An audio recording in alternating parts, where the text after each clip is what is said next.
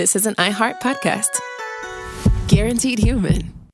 Hey, everybody. You ever show up late to the game and your friends have already saved your seat and your drink and even a plate? Well, that's looking out, and that's having your back, and that's exactly what AT&T does with the AT&T Guarantee. They know that staying connected matters, so they actually guarantee a network that comes through when it counts. AT&T has connectivity you can depend on, or they'll proactively make it right, just like that friend who takes care of things before you even ask. AT&T. Connecting changes everything. Terms and conditions apply. Just visit att.com/guarantee for details. The springtime thaw is finally here. Flowers are blooming. Days are longer. We're saying yes to more plans and finally getting outside, running, walking, just moving again. It's the perfect time to upgrade your everyday go-tos with Bombas. Take Bombas Sport Socks. They're super comfortable and designed with sport-specific tech for running, cycling, yoga, hiking, you name it. I use them to run in, and I can tell you they work beautifully. So head over to bombas.com and use code SYSK for 20% off your first purchase. That's BOMBAS.com, code SYSK at checkout. Welcome to Stuff You Should Know from HowStuffWorks.com.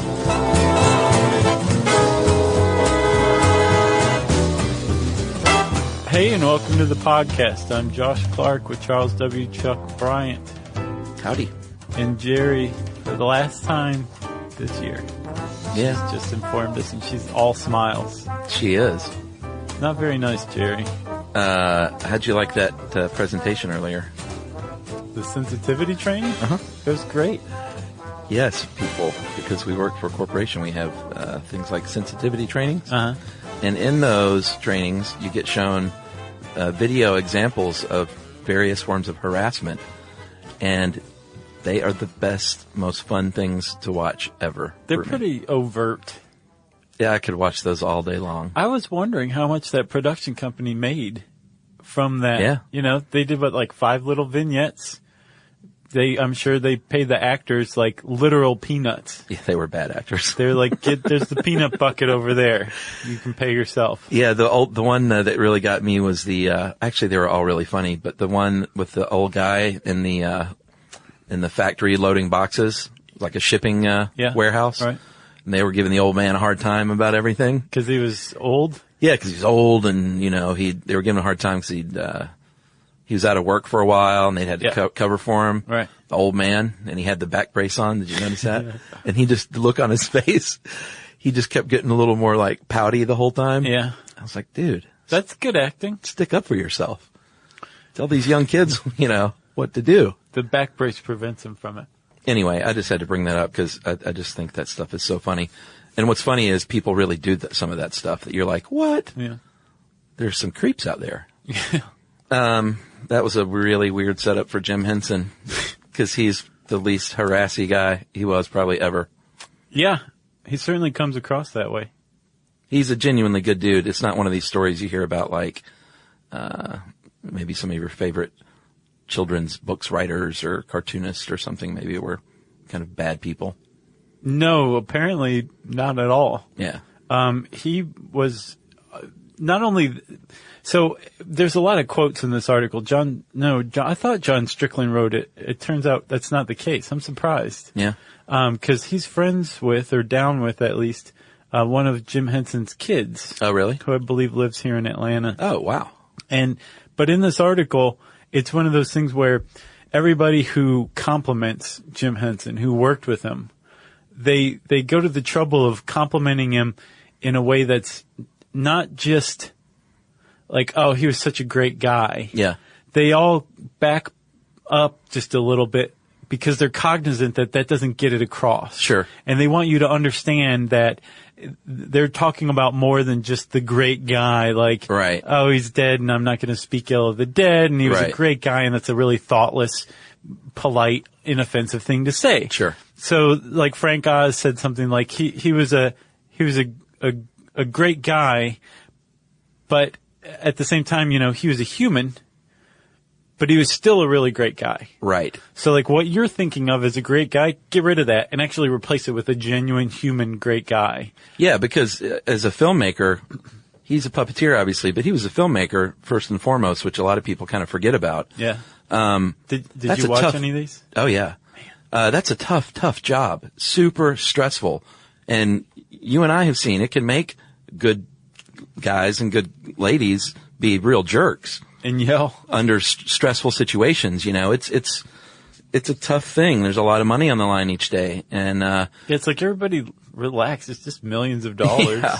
But Frank Oz, I think that's the point he was making. Like, even when he would get frustrated and stressed like that, he was still a good guy behind it all. Yeah. And I read I guess it was a book review of a biography about him that showed that somebody said it was all just play to him. Yeah. Like work was play. Yeah. Even though he worked really hard, he was able to commit himself like that to his work because to him, he was having the time of his life. Yeah. All the time. And apparently like there was no line between work and play, which now that we've seen that sensitivity training right. could have gotten him in a lot of a lot of trouble. But he just enjoyed the life that he had from what I understand. Loved cars. Yeah. He had like a Lotus that was the same color as Kermit the Frog. He had a Rolls Royce early on from his work. Yeah. Let's talk about the guy. Yeah. I mean, if you haven't, I just need to go ahead and say, if you haven't listened to the episode on the Muppets, this is what I consider just a more in-depth part 2 on the man himself. Right. But that's one of our favorite all-time episodes. And from feedback, one of the great all-time fan episodes. Yeah, it was a great episode. Yeah, it was just a lot of fun. And so I hope this augments that one. I hope we do it justice. So, that's actually one of the reasons why we can do this episode, because we already did a Muppets episode. And they tweeted about us, do you remember? The Henson Company did. Yeah, they did. Which was they approved. Huge. It got their actual approval. That's right. Man, that was something. The Muppets episode is its own thing. It's about Muppets. This is about Jim Henson, and it's appropriate that we're doing this because he was more than just the Muppets, even though everybody pegs him with the Muppets, and like that is a huge thing. He was more than that. And like you said, he was a filmmaker, but originally started out as a puppeteer, but kind of a reluctant one. Yeah, he was born in 1936, September 24th. James Maury Henson, M-A-U-R-Y, in Mississippi. And his grandmother, maternal grandmother, was a painter and a quilter and a needleworker, and apparently was a big inspiration to him, just to seek out the creative in life. Right. Which is pretty great. Yeah. And one of the things he got into, well, he was originally kind of a fan of ventriloquism a little bit, but he said later on in life that he was never like obsessed with puppets or anything like that, like you would have expected him to be. And as he went to college, I think in Maryland, he started out as a studio artist. That's what he was studying. Yeah, he loved television above all else. Right. From the time he was a little kid. He was just transfixed by the tube. He almost kind of made himself destined to be on television by being obsessed with it. Yeah. But he kind of stumbled into puppetry in college, and he started out as a studio art major and ended up graduating with a home ec degree because home ec was the only degree that offered puppet making courses. Yeah, he majored, or he took a puppetry course at first, and then a bunch of textiles and crafts courses, which is a great way to, start building and making your own puppets. Right. So, but he graduated with a home ec degree. But by the time he graduated, he was already extremely successful. The Rolls Royce that I mentioned, he bought in time to drive to his college graduation. Yeah. Because he'd already created successful shows, in his town. Yeah, I think he was in high school, he was on the local TV station, doing little guest spots. And then, in 1955, the show Sam and Friends, debuted, and that, he also did work on the side making money with, I think he did some of the like really cool concert posters of the day. Right. Really colorful, silkscreen posters. And Sam and Friends did really well. But he still wasn't quite sure. Like, I still don't know if I want to, I'm a filmmaker. I did these short films, really sort of weird, abstract short films, live action. Experimental. Totally experimental. Did you see the timepiece? Oh, yeah. That one was pretty cool. It was great. In its way. And did you see the Cube? I watched parts of the Cube. That was. Did you see the end? No. Oh, you got to see the end. I skipped the middle because I was like, okay, I get where you're going with this. Yeah, well, we should just set it up real quick. The Cube was a show on NBC. It was a 1-hour show. In 1969. The name of the show NBC did was called Experiment in Television. And Appropriately, it was a different thing each week, and he had 1 week's installment Uh-huh. called The Cube, which was a guy just stuck in a white room, but other people could come in and out of the room, but he could not, right? Yes. Okay. And he starts to go kind of crazy. And it has the look and feel of a color TV ad, lots of overacting and like Carol Burnett-esque characters and stuff like that. But yeah. the sentiment behind it and like the everything behind it is really neat. And it really gives you a good, an eye-opening example of like what Jim Henson was capable of, but also like what he was into. Because, when you think of him, you think of Muppets and Sesame Street in particular.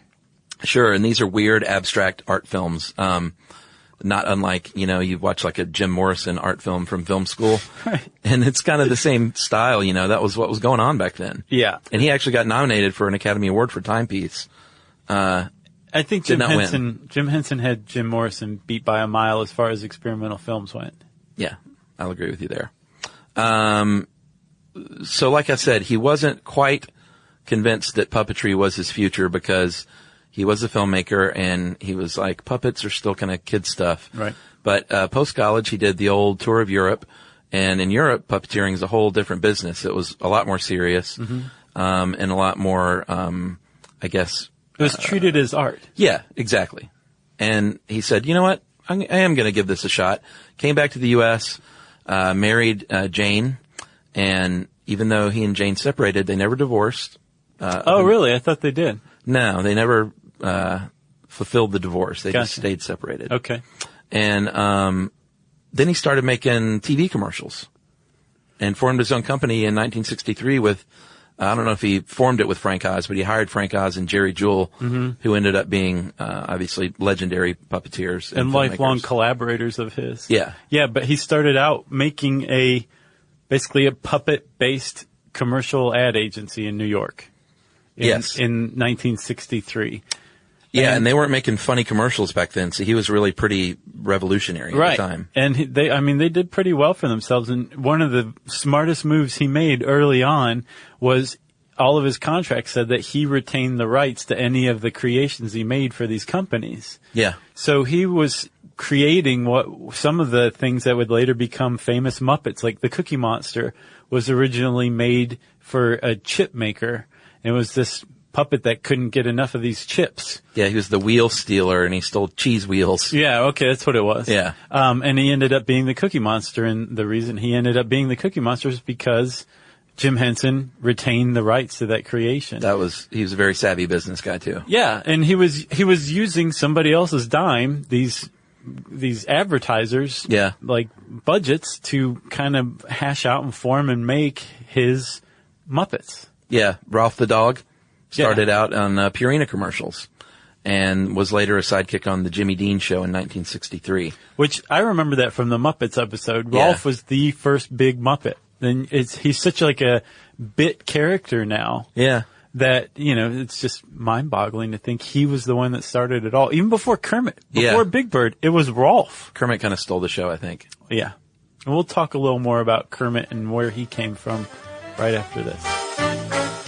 Spectrum Business keeps businesses of all sizes connected seamlessly with fast, reliable internet, advanced Wi-Fi, phone, TV, and mobile services. That's right. And Spectrum Business offers 100% U.S.-based customer support 24/7 to help you stay up and running. And they offer tailored connectivity solutions with packages built for your business budget. Yeah, so it's no wonder millions of business owners rely on Spectrum Business to keep them connected. Visit spectrum.com/business to learn more. Restrictions apply. Service is not available in all areas.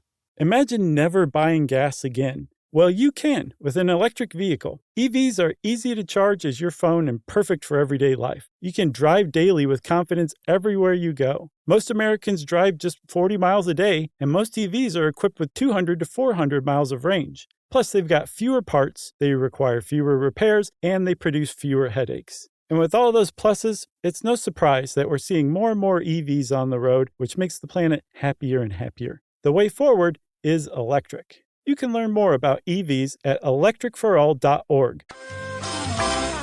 All right, so it's 1969, and a very, very big thing happens to Jim Henson. He was invited to be on the pilot of a show created by the Children's Television Workshop called Sesame Street. He did not create it. No. Some people think he did, but he did make his mark by creating most of the iconic characters.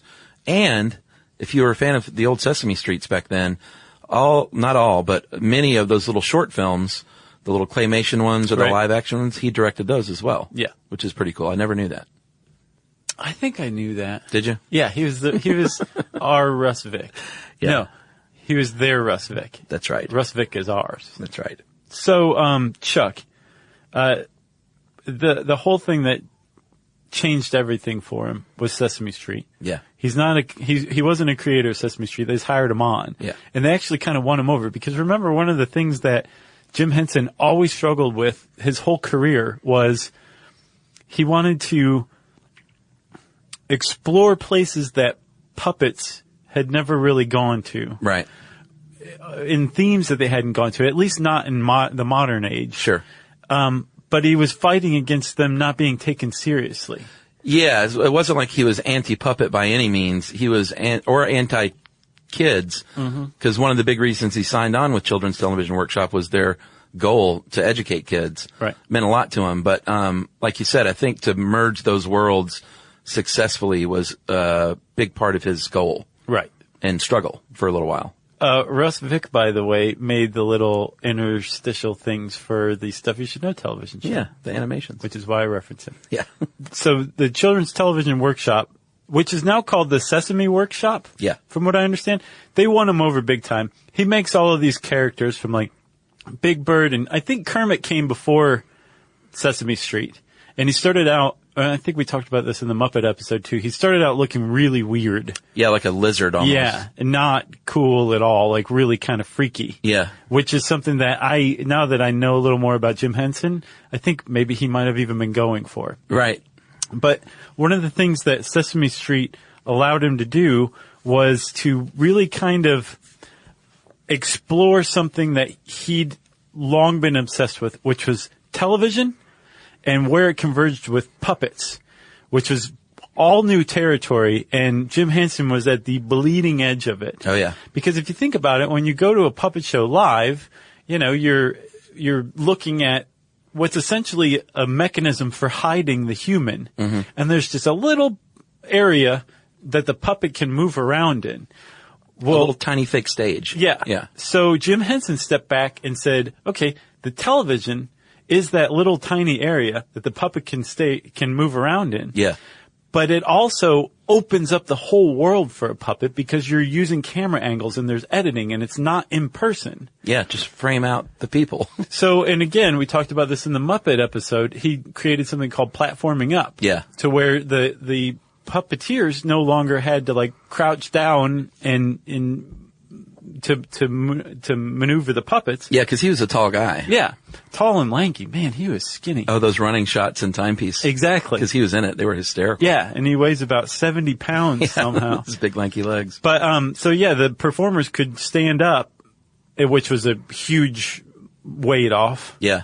But at the same time, because you're working with cameras and stuff like that, and they have the whole universe to move around in, and Jim Henson wanted them to move around as much as possible, it also put them in some weird positions. Yeah, if you ever, well, some people might think it's like kind of ruining the thing, but I think it's really neat if you just look up on Google Images Muppet Show behind the scenes pictures. Yeah. And it'll show the stage sets, you know, like 6 feet off the ground. Right. And all the people standing beneath. I think it's awesome to look at, but some people don't like, you know, they want to keep that illusion alive. Right. So depending on what kind of person you are, either seek that out or don't. And we gave that warning in the Muppets episode too. Did we? Yeah. Yeah, I think they're really cool pictures. I agree. Because, you know, a lot of times they're looking at video monitors, standing there, contorted using both hands. Right. Like, the way puppeteers work together to me is just a miracle, because they're acting as the puppets, but they're still moving among one another as humans. Right. Underneath, which can be really complicated. In fact, we know some really, really talented puppeteers here in Atlanta. Yeah, the Center for Puppetry Arts is, Yeah. I think, the nation's largest puppeteer organization. Yep, and that is where we had our TV show debut party, premiere Right. party. Yeah. Like, it was a really cool experience. Like, Emmett Otter and the gang are right there on display. I think the Henson and Kermit cut the ribbon for the grand opening. Yeah. Back when it opened, and ended up donating like 500 puppets and Muppets Right. to the Center for Puppetry Arts. So if you ever visit Atlanta, people always email us and say, what should we do? I highly recommend going and checking out the Center for Puppetry Arts. Yeah, because they have a museum with, like you said, Emmett Otter. Oh, man, There's all a sorts of cool Skeksis, stuff. like a Yeah. full-size, life-size Skeksis. Yeah. Behind glass, scary as you can imagine. Yeah, but I was talking about Raymond Carr, our friend, who, I hate to keep bringing up the TV show, but it all kind of overlaps. He was the production designer for Stuff You Should Know on Science Channel. Yeah. And he and his friends, Brandon and the gang, are amazing puppeteers, and they're doing some really, really leading edge, like, cool stuff here in Atlanta. Yeah. Like these giant puppets operated like, 15-foot tall puppets operated by like 6 and 8 people. Have you ever seen the Spaceman that they do? No. Oh man, it's unbelievable. It's really cool. It's like, I don't know how tall he is. He seems like he's 20 feet tall. And, they, do these at parades and stuff. And it's just really, really cool stuff. That's awesome. Yeah. But Henson is a huge inspiration to them, obviously. Oh, yeah. I think anybody who works even remotely in puppets has Oh, yeah. got to be inspired by Jim He's the Henson. man. One of the other things that he came up with was that was based on putting Muppets or puppets on TV was using softer materials. Yeah. Everything else was like, up to that point, stiff wood marionettes, ventriloquist dummies, that kind of stuff. Right. He used like foam, and it allowed the puppets themselves to have more expressive faces, which was great for close-up on TV. Yeah, absolutely. And it also, I mean, now looking back, you just are like, well, yeah, of course, it's what puppets do. That's what. I know. But that was Jim Henson that came up with that, Yeah. and it changed everything because it took something like, I mean, imagine Howdy Doody. It was like, yeah, it's cool, it's Howdy Doody or whatever, but Yeah. whether close up or far away, he looked exactly the same. It was like a wood head with like a moving lower jaw, Yeah. and he gave you nightmares. With Kermit the Frog or something like that, the fact that he could have different expressions and react differently, and his emotions could be shown on his face, that made him that much more popular, that much more approachable. Sure. To people who are into him, Absolutely. which is everybody. Yeah. Yeah, show me someone who doesn't like Muppets in any form. I get it if you don't like it anymore, maybe, but your heart is cold and dead inside. For a while, and this is something I don't think I knew, he dabbled on Saturday Night Live in season 1. Lorne Michaels got him a deal to perform some sketches, and ultimately it wasn't a huge success, and it wasn't the greatest marriage. But it was pretty cool that he was seeking out, different avenues to get those puppets on television. It was. And his big break came in 1975. He wanted to make the Muppet Show, and he had a lot of trouble in the U.S. still. Yeah. Even though he had his various successes on commercials and stuff. So he had to go to London, and a TV producer named Lord Lou Grade gave him a deal with Grade's ATV Studios. And said, you know what, you can make your show, and the Muppet Show was born. Oh, yeah? Bada bing, bada boom. That was it. That was it. And you can really see Jim Henson's love of variety shows and just kind of, just the stage in the Muppet Show. Because if you think about it, the whole thing's set backstage at a variety show. It's such a great idea when you look back at it. Like, So- we take it for granted a little bit because we were kids. Mm-hmm. But now as an adult, it's like, what a perfect way to frame this world. It's basically like 30 Rock. Or 30 Rock was the Muppet Show. Right. Well, the Muppet Show started all that. Yeah. I don't know if Carol Burnett was before the Muppet Show. Yeah, it was before. Was it? Yeah. So she did a lot of backstage stuff, didn't she? I wonder who started that. I don't know. I mean, hers was more sketch. Yeah, but some of it was like backstage. Was it? I believe so. No, I don't remember that. Unless I'm hallucinating right now. They need to have a good old-fashioned variety show again. Yeah, they don't have those anymore. Those were big back in the day, you know, like a host comes out and then there's sketches and singing and... Remember our cabaret? No, it wasn't cabaret. What was it, the episode we did? Oh, Burlesque? Burlesque. Yeah. Yeah, how that started out in vaudeville, and Burlesque that's where stand-up comedy came from. That was an interesting episode. Yeah. I miss those variety shows, though, like the Kenny Rogers and Dolly Parton and Kel Burnett, all the Mandrell sisters. Although Kenny and Dolly could just sit on a couch and stare at the camera for an hour, and I'd watch that. Yeah. They are the best. Great entertainers. Yeah. Love those two. All right, so where are we in our timeline? Well, Chuck, the Muppet Show has just hit. Oh, that's right. Things are going pretty well. They have been going pretty well already for Henson. Apparently in 1970, Rubber Ducky hit number 16 on the Billboard charts. And for those who don't know, Ernie is voiced by Jim Henson. So Jim Henson sang a song, Rubber Ducky, that made it to number 16 on the Billboard charts. And that was 1970, a year after The Cube, before the Muppet Show even happened. Before Sesame Street even, right? No, Sesame Street was 69, I think. Okay, yeah. Same year as The Cube. Wow. That's crazy that's the new touchstone for his life, The Cube. Yeah, PC and BC. So the Muppet Show was a huge hit. It won, a lot of awards. It garnered critical praise and won the hearts of children all over the world. But it was also for adults, too. Oh, yeah. I think that's why he was able to pull it off in Great Britain, because they have better senses of humor.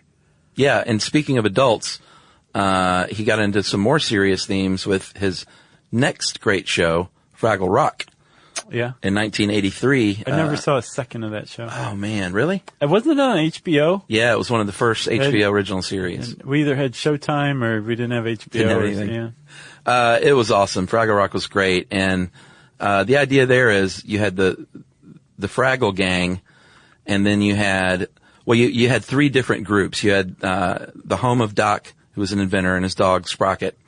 You had the Fraggles, who shared caves underground of Fraggle Rock with their neighbors, the Doozers and the Gorgs, and these gigantic creatures that are in Gorg's garden. Mm-hmm. And the whole point of that show was to show how different types of people can live together and work together in peace. Right. It was really cool. Didn't know it at the time when I was, 12 years old. But what I was learning about was acceptance. And he won 3 Cable Ace Awards, 5 international Emmys, and Fraggle Rock was one of the first big hits for HBO as far as TV goes. Yeah. Great show. Lots of great songs he had every kind of, he had reggae, rock, country, bluegrass. Really? He was all over the map with the music on Fraggle Rock. And he wrote a lot of songs too. I think he wrote Rubber Ducky. I'm sure he wrote a lot of the stuff on Fraggle Rock. It was just yet another thing he did was write music. Yeah. Renaissance man. The other show that he came out with in the mid 80s, that I was big time into was Muppet Babies. I never saw 1 second of that. Man, I love that show. Yeah, we're just enough apart in age where certain things I saw you were too young for, and then certain things I was too old for. You know what's weird though? I'm just going to say this. So Yumi and I are the same age. Uh-huh. Her sister is 5 years younger than us. Uh-huh. And I used to love Muppet Babies. Yeah. Yumi's sister used to watch Muppet Babies. So Yumi was like, why were you watching Muppet Babies if my younger sister was watching Muppet Babies? And Yumi didn't watch Muppet Babies? No, she watched Donahue or something like that. I watched Muppet Babies. I'm not ashamed anymore to say it. Well, when was that? 1984? I was 13. So yeah, I was starting to be a teenager. Muppet Babies didn't appeal. I think it was on for 4 or 5 seasons. So maybe I was watching it at the beginning of the series. And that makes Mika sense. was watching it. That's what I've been telling Yumi. In 84, you would have been, what? 8? Oh yeah, that's perfect age for Okay. Muppet Babies. So I think we just saw it on different ends of the series is what it was. Is that what it is? But have you ever heard of Ron Funches? Yeah, the comedian? Yeah. Yeah. He has a little bit about Muppet Babies that's pretty hilarious. Oh really? Yeah. He's awesome. Love that guy. Yeah. We saw him live. He's just a beautiful human being. Muppet Babies was cartoon though, right? Right. It was not live puppets, correct? At all? No, it was cartoon. Okay. It was so cute. Were they just the regular Muppets as babies? Yes. Oh, well, I'll have to watch that sometime. Yeah, and they used their imagination and like Gonzo had a thing for Indiana Jones, so he was frequently like exploring caves and like swinging on vines with a Indiana Jones fedora on and that kind of stuff. Well, see, I would probably enjoy that now. You would. Yeah? Definitely. All right, I'm going to go get Muppet Babies. Chuck, he did even more TV that we'll talk about in a second, okay? Okay. Okay. Spectrum Business keeps businesses of all sizes connected seamlessly with fast, reliable internet, advanced Wi-Fi, phone, TV, and mobile services. That's right. And Spectrum Business offers 100% U.S.-based customer support 24/7 to help you stay up and running. And they offer tailored connectivity solutions with packages built for your business budget. Yeah, so it's no wonder millions of business owners rely on Spectrum Business to keep them connected. Visit spectrum.com/business to learn more. Restrictions apply. Services not available in all areas.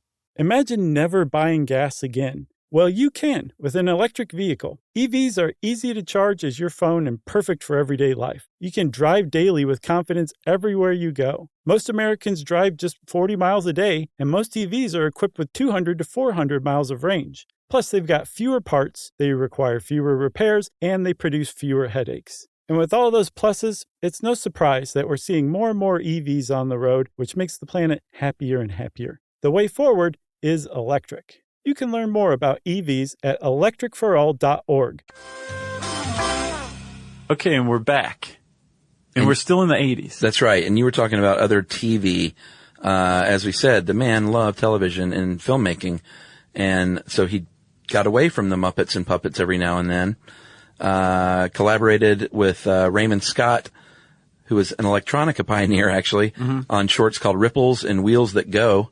And he did that for the Montreal Expo in '67. Right. And I know we're jumping around in time, but we're just trying to paint the full picture here, not going necessarily in order. And then he also did this cool thing called The Floating Face, which was a sketch that was on The Tonight Show and The Mike Douglas Show in the '60s. Which did you see any of that? A little bit. It was a little weird. It was like two eyes and a mouth, and there were like these invisible wires and background images, and it was definitely a little more on that surreal tip. Right. The Henson surreal tip. Yeah. Not kid-oriented necessarily. But he got into the movies with the Muppet movie, which was a big hit. So good. It still holds up, man. It's still so great. If you want to know more about that movie and just some of the cool facts from it, go, again, listen to the Muppet episode. Yeah. As a matter of fact, pause this. Go listen to the Muppet episode and then come back to this one. Yeah. What year was It'll that? probably enhance your experience. Agreed. Or listen to them both at the same time. But he followed the Muppet, in 1982, he made The Dark Crystal. Yeah. Which was, puppets, and it was based on, some drawings by fantasy artist Brian Froud, and there were no humans. It was all puppets, and I don't think it holds up as well, but it still looks pretty good. Well, yeah, I think it actually is probably better received now than it was originally. Yeah. I think critics appreciated it, but it didn't do so well at the box office, but now it's become like It kind did of okay. a cult classic for sure. Yeah. And one of the reasons why it didn't do that well at the box office is because audiences didn't quite know what to make of it. They Sure. heard Frank Oz, who co-directed it, Right. Jim Henson, and puppets, and I think they went expecting the Muppet movie. This is 1982. And they got The Dark Crystal instead, which Yeah. is really dark. A lot of the theme is, good versus evil, and the evil in it is really, really evil. Yeah. And the stuff that happens to some of the puppets is, including really cute puppets, Yeah. is really horrifying. And, I read this awesome quote by Frank Oz, and basically he says, Jim thought it was okay to scare kids. As a matter of fact, he thought it wasn't healthy for kids to never be scared. So Interesting. he purposefully was trying to scare kids, and he wanted to take the tradition back to grim fairy tales, which were very, very dark and graphic. That's a good point. That's what he was going for with The Dark Crystal. Yeah, I think it was ahead of its time for sure. Yeah. If you look at some of these, some of the CGI movies today, I think that Dark Crystal was a precursor to a lot of those. Right. Then he went on to make the movie The Labyrinth. With Bowie, right? Yeah, David Bowie and a very Tom Cruise? young Jennifer Connelly. No, that was Legend. Oh, okay. Good movie. But this was written by Terry Jones of Monty Python fame and then rewritten a bunch by a bunch of other people, including executive producer George Lucas. Labyrinth was okay. Not bad. Again, not a huge hit for Henson, though, as far as movies go. But he was still out there exploring these cool, fantastical worlds and fantasy worlds. And he still had a lot of cred, even in the late 80s. If you think about it, his heyday was the late 70s, early 80s with the Muppet Show, the Muppet movies. Yeah. And then after that, it was like, yeah, I'll try this with Jim Henson. Oh, I'll try this with Jim Henson. Yeah. And even still, he had like he was on a pretty great streak. And at the end of the 80s, he had 2 TV shows on, the Jim Henson Hour. Yeah. And The Storyteller. Yeah, the Jim Henson Hour, he was always pushing the boundaries. The Storyteller, looking back now, Jim Henson Hour looking back was really different from what you were getting at the time, because it was all over the map. You had certain shows that were like, 4 or 5 sketches in one, and then 3 of the episodes were full on 1 hour little mini movies. Oh, really? From beginning to end. That's like Louis. Yeah. That's a good point, actually. One of the little mini movies was called Dog City, which was great. It was narrated by Rolf, and I remember watching this. It was like a film noir gangster thing with puppet dogs. Yeah. And the main character, Ace U, was the guy who did Elmo. Kevin Clash did the character of Ace U. And that was fantastic. I think Dog City went on to be a TV show in its own right, too, for a little while. But it was really good. I mean, it's total, like, gangster crime film noir, but it's, Rolf the dog and the gang. I love Rolf. It's really cool. The Storyteller, I hadn't seen before. I was, I guess, aware of, but I don't know why I wasn't watching it, because it would have been, like, right there for me. Yeah. Because I would have been 12 in 1988. But I watched one today, and it was really good. It's like human puppet interaction. Yeah. And it's just seamless. Like, there's one of the things from studying this that I've realized is, like, we take for granted and expect our puppet human interactions to be so seamless that we don't even realize that we're looking at puppets then. And the reason why we expect that is because of Jim Henson and the people he worked with and inspired to work so hard at creating that illusion. Well, yeah, the illusion that these are living, breathing things. He would go, I remember Kermit as guest on talk shows. Right. He wouldn't go out as Jim Henson. He would go out as, he did those appearances as well, but Kermit the Frog would be a guest on The Tonight Show with Johnny Carson. Or host guest host The Tonight Show. And Larry King. Yeah, and it was all a part of this goal of making these real people. Right. Or real living things, not people. Yeah, apparently somebody who was working with Jim Henson was, I guess, a director of the Muppet Show, would be giving Jim notes on Kermit, and Jim would just respond, like, let Kermit respond. That would freak me out. And the director said eventually you're just sitting there, you turn and you address Kermit. Like, he'd just force you into, like, interacting with the puppet, even, like, during a notes session. Yeah, and probably without feeling silly or stupid or anything. Right. It probably seemed like a totally normal thing to do. Eventually, once he forced you to do it. He also pioneered the Henson Performance Control System and won an Academy Award for that. And that was a remote control system that helped puppeteers out. So he was always pushing technical, visual, stylistic, thematic boundaries as far as he could. And they didn't always work, The movies weren't, aside from the Muppet movie, they weren't the biggest hits. The TV show, a couple of, neither one of those lasted very long. Yeah. But I think he was just intent on doing something different. Yeah. And he did too. And he died in 1990 of a staph infection. Organ failure brought on by a staph infection. Did you know that? Yeah, I think pneumonia had something to do with it too, didn't it? Not that I saw. Oh, really? I saw organ failure caused by a group A strep infection. I'm sorry. Not staph. Very sad. And if you're ever in the mood for a good cry, watch the Jim Henson Memorial where Big Bird sings It's Not Easy Being Green. Yeah. Tough stuff, people. His children, his legacy lives on through, in 1993, Jane, his wife, founded the Jim Henson Legacy to preserve his contributions, share them with the public. And like I said, he donated 500 puppets to the Center of Puppetry Arts. And there is also the Jim Henson Memorial and Muppet Museum and traveling exhibits, and his sons and daughters help run his foundation, and some of them are puppeteers themselves and run the company. Yeah. The company has changed hands a lot. I have sort of the boring history. When he was still alive, he was going to sell it to Disney for $150 million. Yeah, because apparently he believed in Disney's commitment to characters. So he thought like that would be a good place for the Muppets to live. Yeah, and Disney went, he bought it. Yeah. But he did not get that deal finished. But it turns out $150 million was chump change, because in 2000, his children sold the entire company, including the Sesame Street characters, to a German media company for $680 million. Wow. And then I believe that company fell on hard times, and they bought it back in 2003 for $84 million. What? Isn't that crazy? Wow, the Henson children are smart. And in between all that, there are various exchanges of percentages of stakes with other companies and rights of certain characters. It's a little dull to go over all of that, but needless to say, they made up pretty well.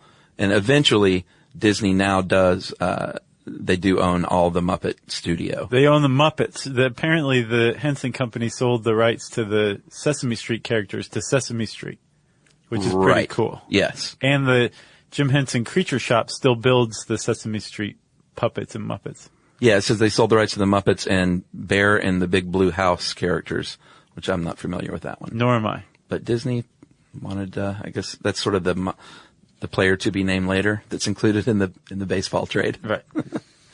Man, I'm proud of the Henson kids. Yeah, they're great. And I hope we get tweeted about this one from them. They seem pretty great. Brian and Cheryl and the gang, they seem like they're doing right by the dad. And there's other siblings too, and I think they're all involved. Yep. Super involved. Yeah. And sadly, Jane passed away, I think, in 2013 at the age of 78. I would have loved to have seen what kind of work he did later in his life. Oh, yeah. The fact that he died in 1990, still had like a couple of TV shows going. He's 53 years old. Yeah, he had a lot of work left in him. If you want to know more about Jim Henson, go listen to our Muppets episode. And while you're looking that up, you can also search Jim Henson on the search bar at howstuffworks.com, and we'll bring up this great article. And since I said search bar, it's time for listener mail. I'm going to call this Smart Sophomore. Hey guys, my name is Matt, and I'm a sophomore in high school. Smart Sophomore. I'm a newer fan of the show, and I listen while I do everything. Just wanted to say the Dark Ages were only dark in Europe. The life expectancy in the Dark Ages was actually a little longer than before, but mostly because there were smaller wars, but things were certainly brighter in the Islamic world. In fact, people in the Middle East were really enlightened during this time. Within about 100 years, they conquered a lot of new land, including Spain. Also, the Arabic language grew to be the language of philosophy, medicine, and poetry, and Baghdad became the world's center of scholarship. They translated almost all of the famous Greek philosophers' work into Arabic. Muslims developed algebra to simplify inheritance laws, and they made important strides in trigonometry to help people find a way to Mecca. Architecture grew too. The Great Mosque in Spain only took roughly a year, while medieval cathedrals took hundreds of years to build. Wow. So the Dark Ages weren't that dark, and the Enlightenment came earlier than most think. And that is from Matt. Thanks, Matt. That is enlightening stuff, my friend. Yeah, our numerals are Arabic. Yeah. It's true. We should hit on some more Middle Eastern topics. Let's do it, man. Yeah. In the meantime, if you want to suggest some Middle Eastern topics for us, you can tweet them to us at SYSK Podcast. You can post them on our Facebook page at facebook.com/StuffYouShouldKnow. You can send us an email to stuffpodcast@howstuffworks.com. And as always, hang out at our beautiful home on the web, stuffyoushouldknow.com.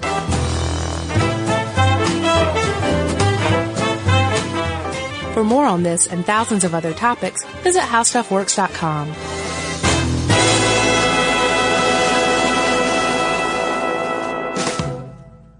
Imagine never buying gas again. Well, you can with an electric vehicle. EVs are easy to charge as your phone and perfect for everyday life. You can drive daily with confidence everywhere you go. Most Americans drive just 40 miles a day, and most EVs are equipped with 200 to 400 miles of range. Plus, they've got fewer parts, they require fewer repairs, and they produce fewer headaches. And with all those pluses, it's no surprise that we're seeing more and more EVs on the road, which makes the planet happier and happier. The way forward is electric. You can learn more about EVs at electricforall.org. You know, you could be adored by everyone and still completely ignored by your cat. Trust me, I know. But if you feed your cat Sheba, you can go from being ignored to truly adored in 12 days guaranteed or your money back. Sheba has a full menu of products, appetizers, entrees, treats, even a kitten's menu. It's so cute, so Sheba has a product for even the pickiest eater. Like Sheba Puree, it's made with bone broth, they are chef-inspired flavors, it's got a smooth and creamy texture that cats love, and contains no corn, wheat, soy, or artificial flavors. It's food that your cat's gonna love. To learn more, check out Sheba.com. That's SHEBA.com. This is an iHeart podcast. Guaranteed Human.